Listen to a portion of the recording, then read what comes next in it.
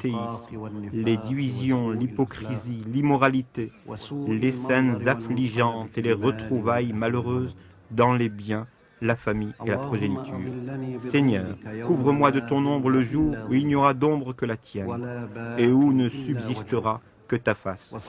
Abreuve-moi du bassin de ton prophète et ton bien-aimé Mohammed, paix et bénédiction sur lui, une gorgée rassasiante, salutaire, après laquelle je ne connaîtrai plus la soif. Seigneur, accorde-nous un bienfait dans cette vie et un bienfait dans la vie future. Épargne-nous du châtiment du feu et fais-nous entrer au paradis avec les gens pieux. Seigneur, je te demande le paradis, ses délices, et toute parole et tout acte qui m'en rapprocherait. Je me réfugie en revanche auprès de toi contre le feu et contre toute parole et tout acte qui m'en rapprocherait.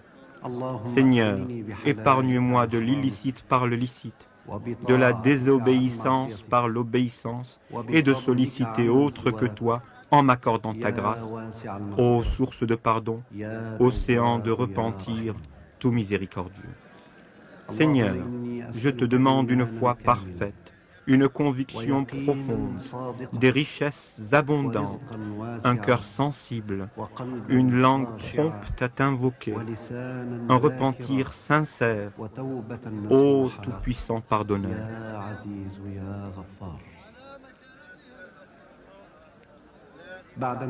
À la fin des 7 circuits, le pèlerin accomplit une prière à 2 raka'a derrière la station d'Abraham, paix sur lui.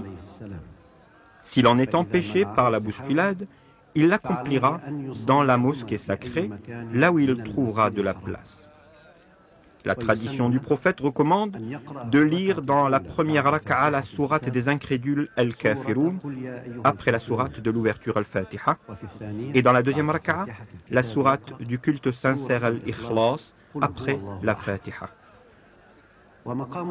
La station d'Abraham est le rocher sur lequel se tenait le prophète Abraham en élevant les fondations de la maison et que Dieu a maintenu à sa place comme signe pour ceux qui réfléchissent.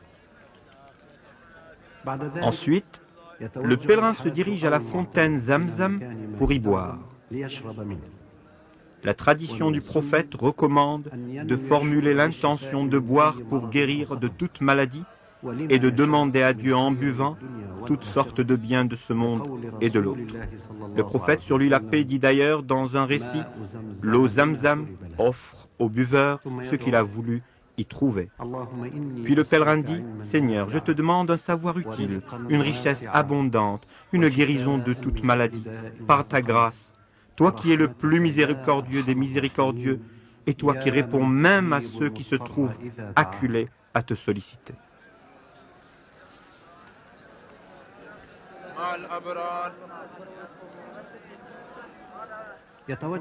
Ensuite, le pèlerin se dirige aux monts de Safa et Marwa pour les parcourir en faisant des va-et-vient.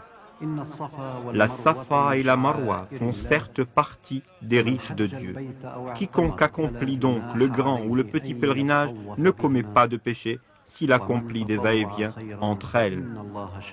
Pour celui qui accomplit volontairement un effort supplémentaire, Dieu saura être reconnaissant et en rendra fidèlement compte.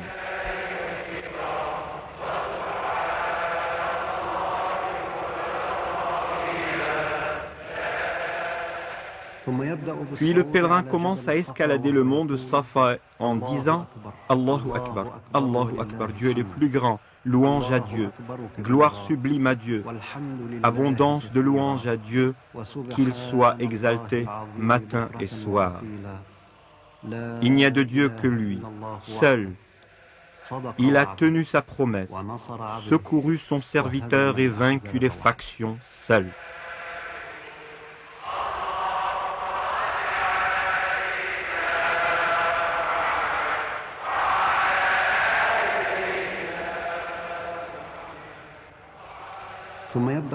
Puis, le pèlerin entame ses va-et-vient entre les monts de Safa et Marwa, en commençant au mont Safa pour terminer au mont Marwa, puis en commençant à Marwa pour finir à Safa, et ainsi de suite.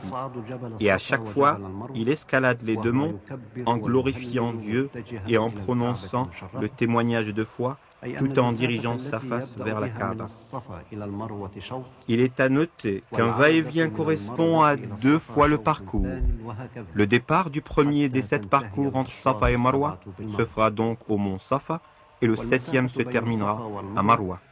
La distance entre les 2 monts est de 420 mètres. Le pèlerin doit accomplir les va-et-vient sans discontinuité et accélérer le pas entre les 2 piliers éclairés en vert à titre d'indication.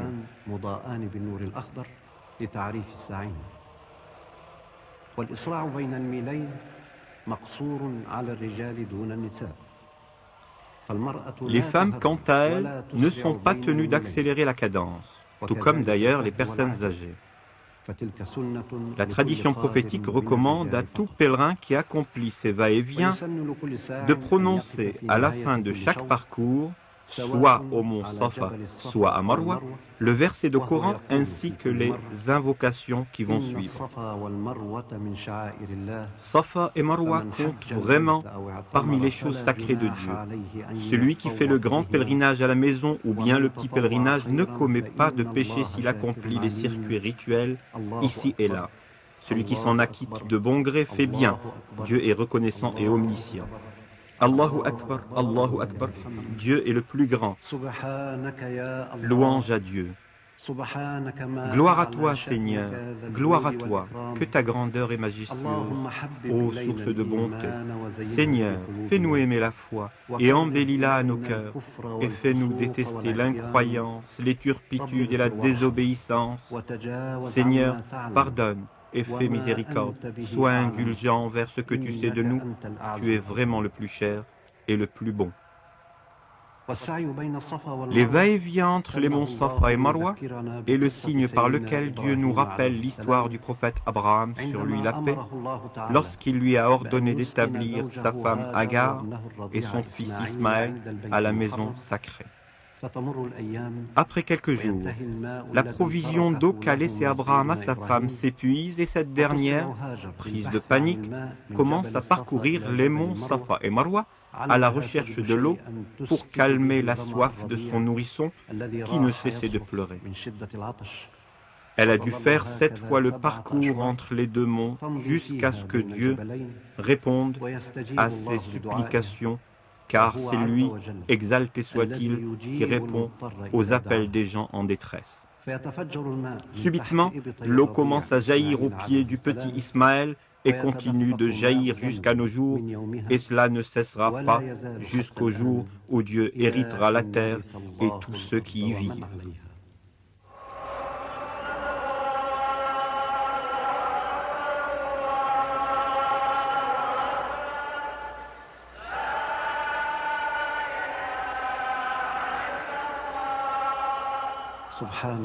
Gloire à Dieu, louange à Dieu. Il n'y a de Dieu que Dieu. Dieu est le plus grand. Il n'est de pouvoir ni de puissance en dehors de Dieu le Tout-Puissant. Seigneur, ouvre mon cœur, facilite mes activités par ta puissance, toi qui es le plus miséricordieux des miséricordieux. Seigneur, nous avons entendu un crieur appelant les gens à la foi. Croyez à votre Seigneur. Nous avons alors cru. Seigneur, pardonne-nous nos péchés. Efface nos mauvaises actions. Rappelle-nous à toi avec les bienfaiteurs. Seigneur, accorde-nous ce que tu nous as promis par la voix de tes messagers. Ne nous couvre pas de honte le jour de la résurrection. En vérité, tu ne manques jamais à ta promesse. Seigneur, pardonne-nous ainsi qu'à nos frères qui nous ont précédés dans la foi. Ne mets pas dans nos cœurs de la rancune envers les croyants. Seigneur, tu es en vérité bon et miséricordieux. Il est indispensable que les va-et-vient entre les monts Safa et Marwa aient lieu après les circuits autour de la Kaaba et que les 7 parcours ne soient pas entrecoupés. Il est permis aux femmes qui ont leurs règles ou qui sont en couche d'accomplir ces parcours. Elles ont le choix entre les accomplir après les circuits d'arrivée autour de la Kaaba ou les retarder au moment du Tawaf al-Ifada le jour de la fête ou même après.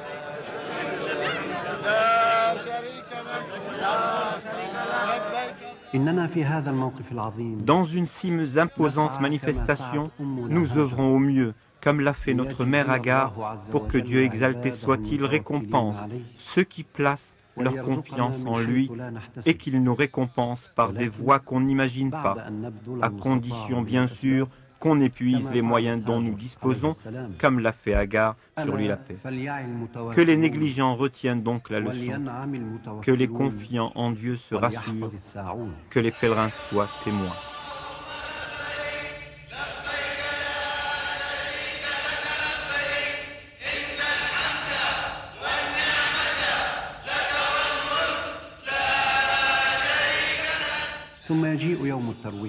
Le 8e jour du mois de Dhul Hijjah est le jour de la désaltération, Yawm al-Tarwiyah. Ce jour porte ce nom car les pèlerins y remplissaient leurs gourdes en prévision du rassemblement de Arafat. Les pèlerins qui lient petit et grand pèlerinage et ceux qui s'en tiennent au grand pèlerinage se dirigent à Mina en état de sacralité. Ceux qui jouissent d'une vie normale entre les deux pèlerinages se mettent en état de sacralité pour le grand pèlerinage à leur lieu de résidence et font ce qu'ils ont fait lors de leur première mise en état de sacralité, à savoir se laver, se couper ou se raser leurs cheveux et se parfumer. Que les pèlerins soient donc à la Mecque ou à l'extérieur d'elle, ils se mettent en état de sacralité à leur lieu de résidence. Il est recommandé aux pèlerins de multiplier les invocations et de répéter la formule d'obéissance du pèlerin « Labbaik Allahumma labbaik » en se dirigeant à Mina. Il lui est recommandé également d'accomplir les prières de midi, d'après-midi, du crépuscule et du soir à Mina, le 8e jour de Dhul Hijjah, de même que la prière de l'aube du 9e jour, comme l'a fait le prophète Mohammed, sur lui bénédiction et salut, qui a dit « Apprenez de moi le rituel que vous devez accomplir. » Après le lever du soleil, le pèlerin se dirige vers Arafat en glorifiant Dieu et en prononçant le témoignage de foi. Il n'y a de Dieu que Dieu, Dieu est le plus grand. Gloire au Seigneur Tout-Puissant. 1000 louanges à Dieu, qu'il soit exalté matin et soir. Il n'y a de Dieu que lui, seul. Il a tenu ses promesses, secouru son serviteur, donné la suprématie à ses soldats et vaincu les factions seul. Labbaik Allahumma labbaik. Labbaik la sharika laka labbaik. Innal hamda wan ni'mata laka wal mulk la sharika lak. لبيك وسعديك والخير كله بين يديك.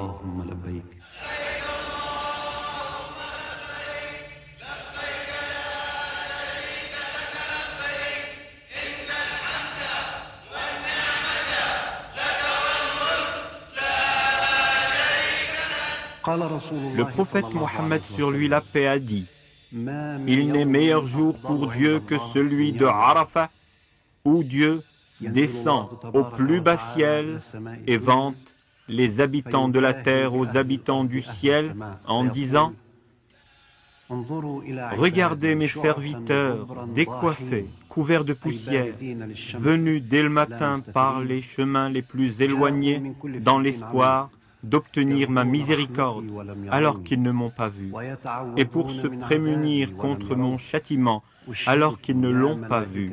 Je vous mets à témoin, mes anges, que je leur ai pardonné. Labbaik Allahumma labbaik. Labbaik la sharika laka labbaik. Innal hamda wan ni'mata laka wal mulk la sharika lak.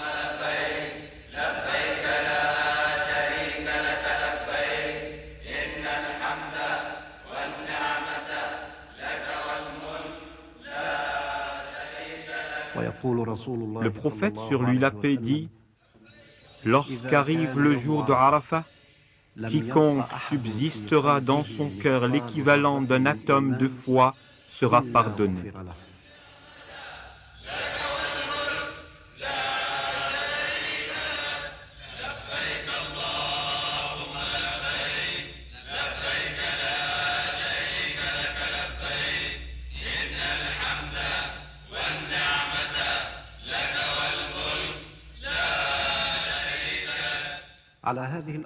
Sur cette même terre pure, lors du pèlerinage d'adieu qu'il a accompli à la 10e année de l'Hégire, Ce jour-là, un vendredi, le prophète, sur lui la paix, s'est mis sur sa chamelle, s'est rendu au creux de la vallée de Arafat, a demandé à Rabi'a ibn Umayya ibn Khalaf de faire écho à ce qu'il allait dire.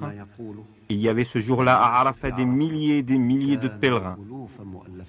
Il a adressé des louanges à Dieu et exalté sa grandeur, puis il a prononcé les paroles suivantes. Ô vous les hommes, écoutez ce que je dis, car peut-être ne vous verrai-je plus jamais après cette année-ci, à cet endroit-ci.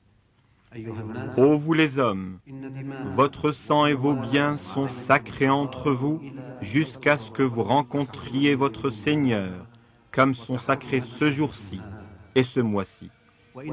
Vous rencontrerez votre Seigneur et il vous interrogera sur vos actes. Celui qui détient un dépôt, qu'il le rende à son propriétaire. Puis il a parlé de l'usure et a annoncé que Dieu l'avait proscrit. Il n'y a plus de revanche à prendre, dit-il, pour du sang répandu à l'époque anté-islamique. Le report volontaire des mois sacrés est un signe d'incrédulité supplémentaire que les incroyants exploitent pour transgresser les interdits de Dieu.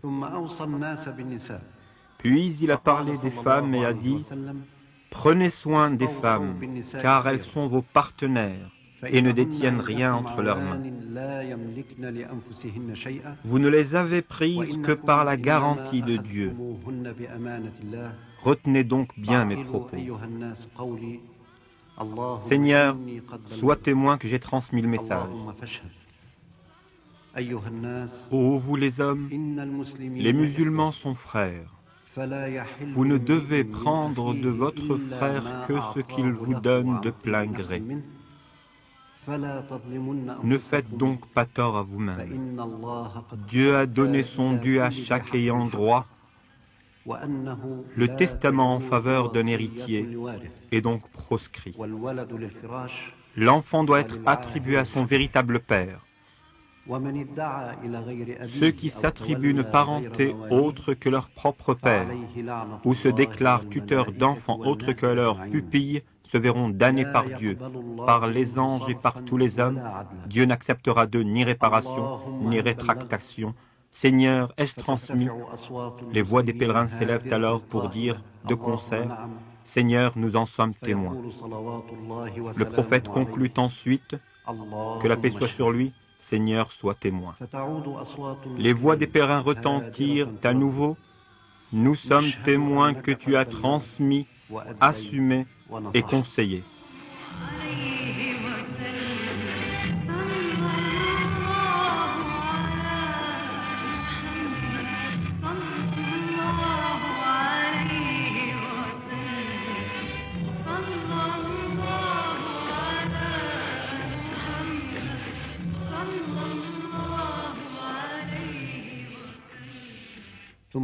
Puis le prophète demanda à Bilal d'appeler à la prière dans un lieu appelé Namira.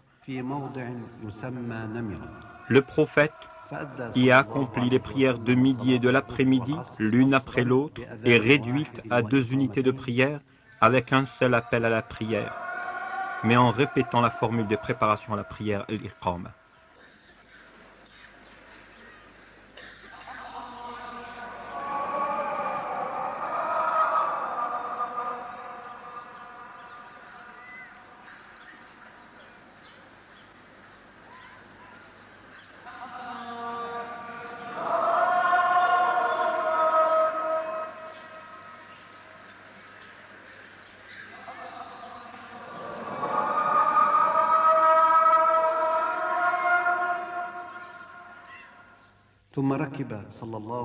Puis le prophète, sur lui la paix, se rendit à bord de sa monture au lieu de rassemblement, se mit face à la Qibla et ne cessa d'adresser des invocations à Dieu de midi jusqu'au crépuscule. Il n'y a de Dieu que Dieu, seul, sans associé, à lui la royauté et les louanges, et il est puissant sur toutes choses.